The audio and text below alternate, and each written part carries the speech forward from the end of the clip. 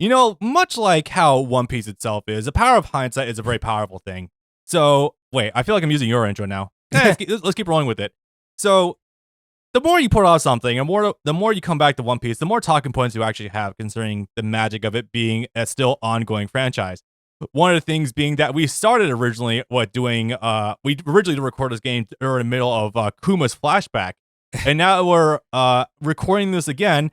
We have a lot more to talk about with some very, very funny implications, but also with the power of hindsight. When we've recorded this game again, we have better audio, we have Twitch chat more present, and we got more things to go over. So I think we're pretty well off and set.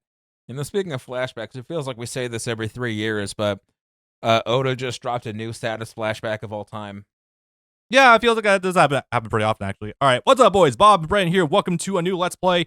This time we're tackling One Piece Burning Blood, and the funny thing about this is that we've done this one before. Actually, you guys did not see it on YouTube, that is. Twitch did see it. We lost it due to technical difficulties. However, given it's been a certain amount of time now, this game isn't too long, and there is always something new to talk about One Piece. There really always is. We are able to return to this game and actually put it to bed, also because I need to delete this game from my muscle memory so we can tackle more fighting games, Nitro Blasters, and actually be on our merry way. But that being said, though, I gotta say, this is not a bad game. Mostly, it's got very rough patches, but having gone through it in myself, I will say this has landed somewhere. It's not good. Don't get me wrong, as an actual fighting game, but it's gotten enough It's gotten enough like admiration for me that I can look at it and be like, there's something there, maybe. So it's clearly not a Jump Force. Would you put it above a J stars? Yes, I would put it soundly above J stars. I don't imagine this would be worse than the One Punch Man game, but I can't say for sure because I didn't play it myself. See, I was going to say that if you had played more than 2 minutes of that game in your entire life, would you have said it would be better or worse than One Punch Man, a hero nobody knows? Hard to say. I think I would probably say it might be... I'd say it might be worse, actually. Because, well, I don't know. I think I've heard the game controls decently. It's just the content is what sucks dick in that game. So, funny things about this game. This is actually one of the very first Spike Chunsoft games that we're covering from the glut of the stuff they've been dropping in the mid-2010s. So originally this dropped actually in May 31st, 2016 for PC, PS4, Xbox One, and hold the Vita. Because it did come out on that, believe it or not. Now, yeah, it did. Yeah, so like I was alluding to, this is unfortunately one of those Spike Chunsoft games. Now I'm going to be covering a little bit more on the channel with Ultimate Tenkaichi, but basically to put it succinctly, Spike Chunsoft basically became like for lack of a better analogy, the McDonald's of anime fighters for a while, as in from about, I would say from Ultimate Tenkaichi up till Jump Force, they kind of just released one shit show after another. It's been over a minute. One Punch Man came out after Jump Force. Oh my god, I keep forgetting that. But yeah, no, I'll say up until Jump Force. They just kept releasing pretty bad anime arena fighters. And honestly, it kind of gave anime fighters a bad reputation for a long time. I can pull up the list.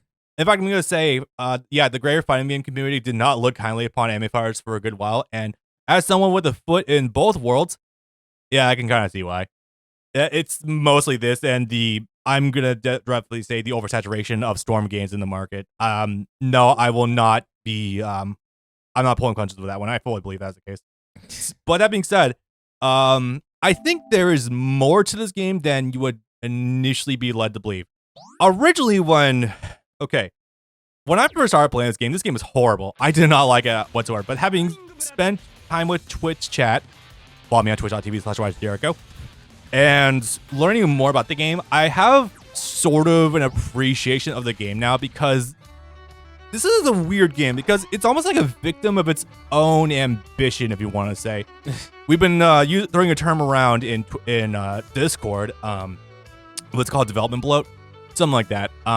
Basically adding so many things that it just kind of bogs down the overall development, and I think I can kind of see it with the game.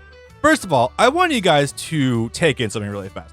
We're going to go over to Pirate Base, which is where you recruit characters and form teams, or just look at the overall roster. Now, this is the first One Piece arena fighter of its kind. So you might think there's like 10, 20 characters. Nah, these fuckers released a full roster of characters, and each of them does play somewhat differently. He's doing numbers. 38.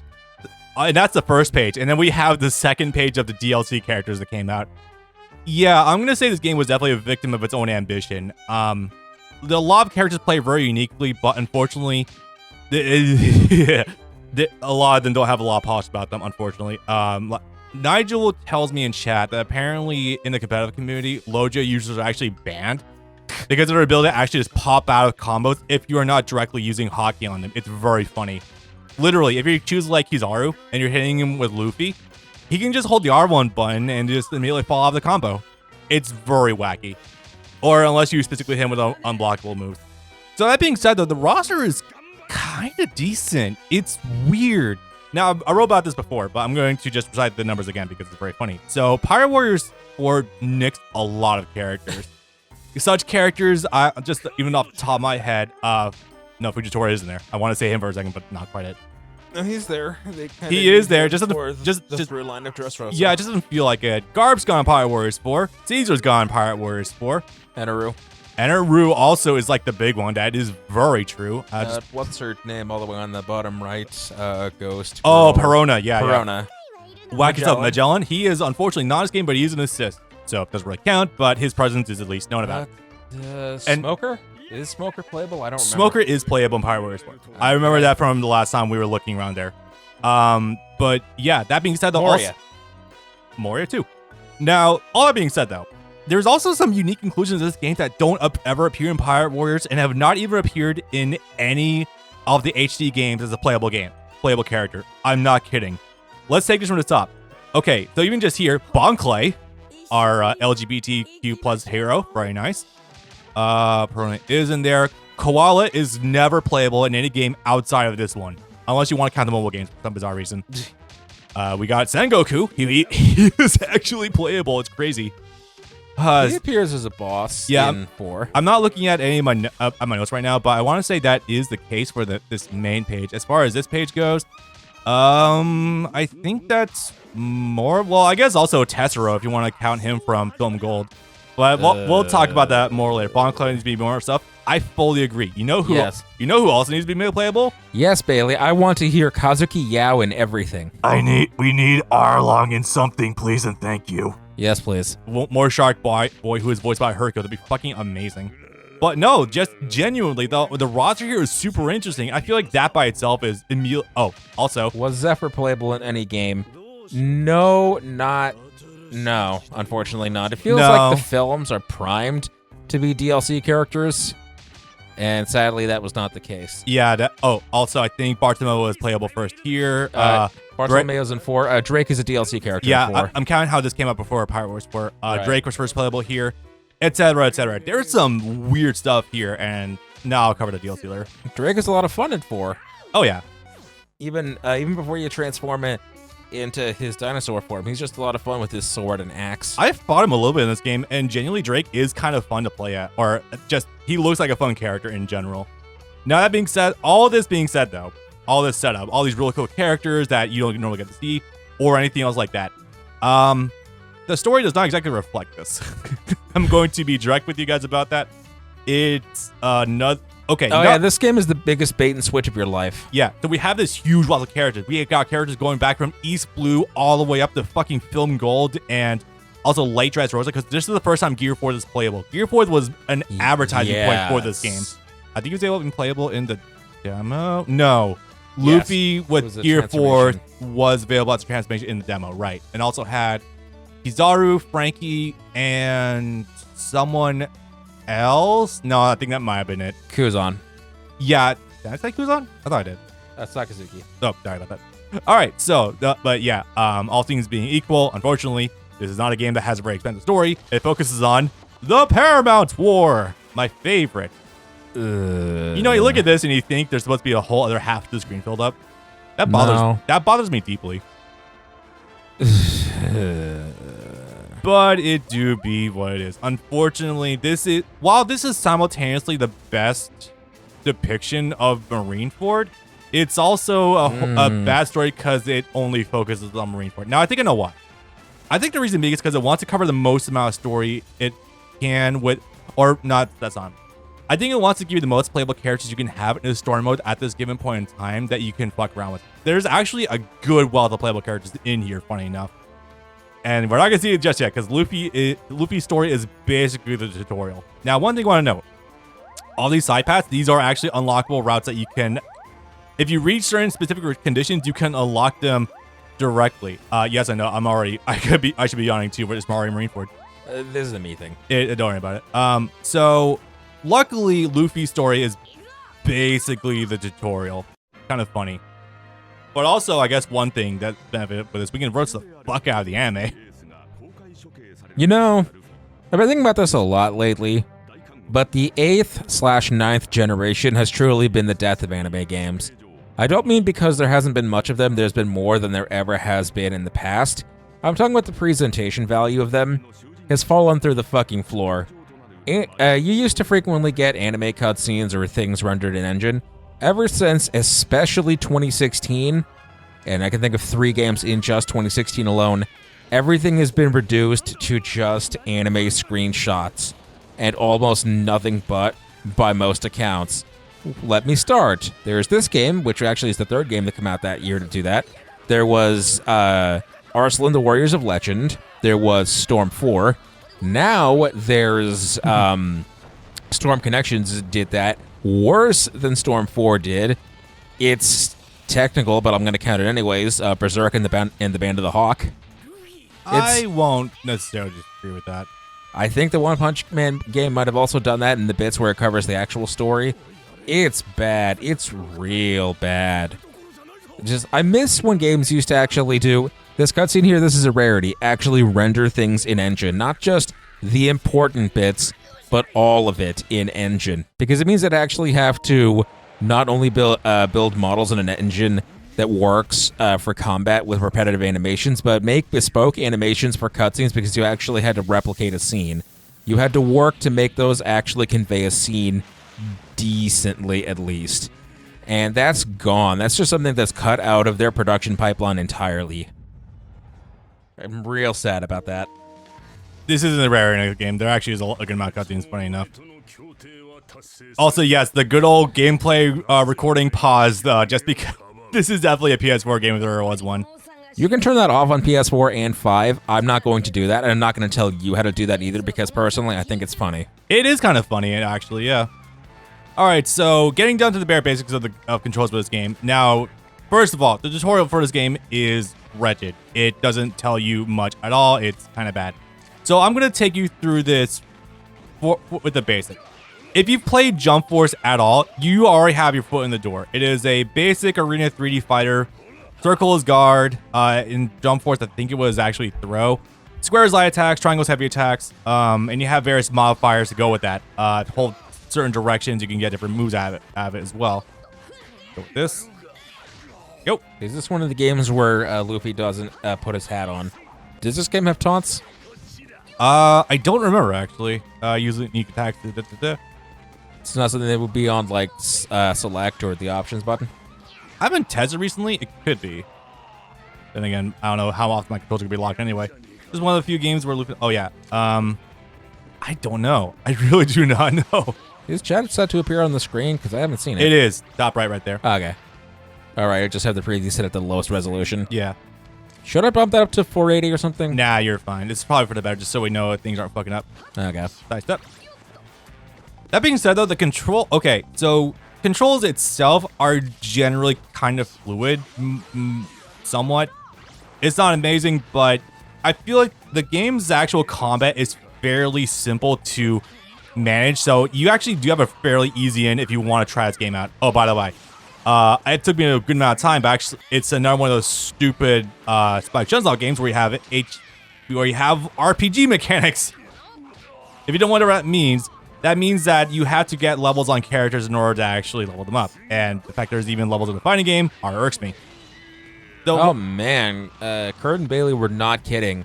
Full volume settings. I can't hear the music at all. I didn't even know if there was music on in the that TV tutorial. too. I can turn the TV up, but that seems like that would eventually have negative ramifications. Nah, you're fine. Like up like maybe one notch. Not now. Vanilla Crocker is a tutorial boss. He really is. But the thing is, Luffy's entire story is basically a tutorial.